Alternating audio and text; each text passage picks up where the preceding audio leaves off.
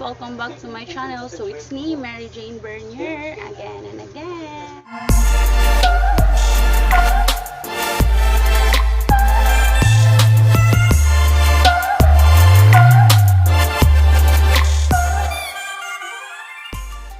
For today's vlog, meron tayong bagong content, which is ituturo ko sa inyo kung paano ko in-edit yung picture ko using the Picsart App.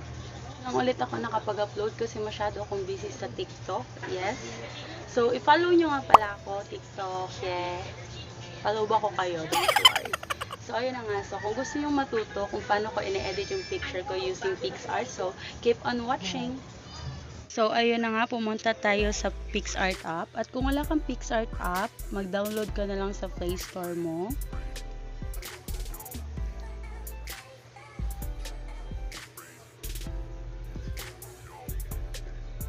Skip mo lang yan. Kasi hindi naman kailangan ng internet ang Picsart. Press the plus button.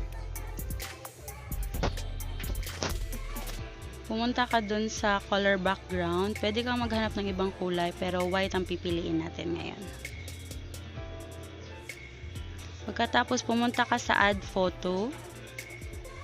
Kung anong gusto mong i-edit na picture mo, dapat center at malinaw para mas maganda siyang i-edit, mas magandang tingnan. Click mo yung erase button dun sa taas. Tapos, i-erase mo lang yung background mo. Yung iba kinakat nila, pero para sa akin mas madali to, mas malinis yung kinalalabasan. Careful lang, baka maputol yung ulo mo.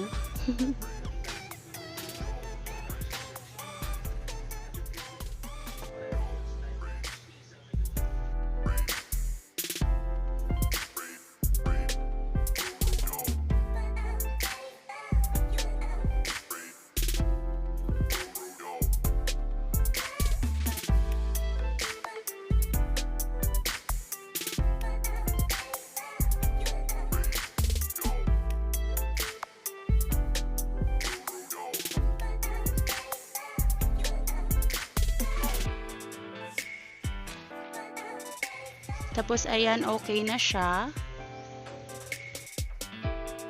Click mo lang yung check button sa taas. Pagkatapos, mag-add photo ulit tayo.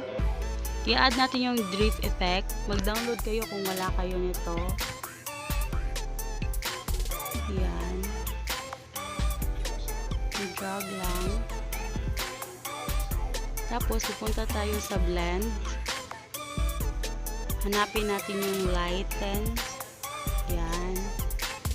Katapos, adjust. Pwedeng pa pagilid.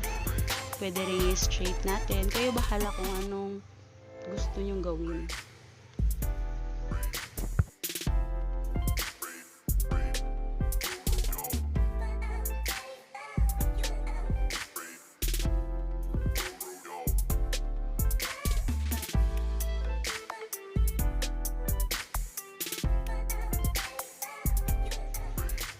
Then, add photo ulit tayo. Tapos, pipiliin natin yung heart crown. Ilalagay natin banda sa ulo.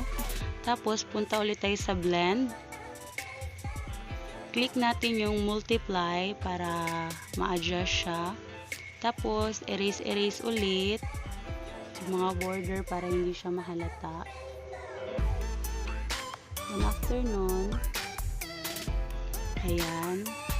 Careful lang, baka ma-erase yung heart.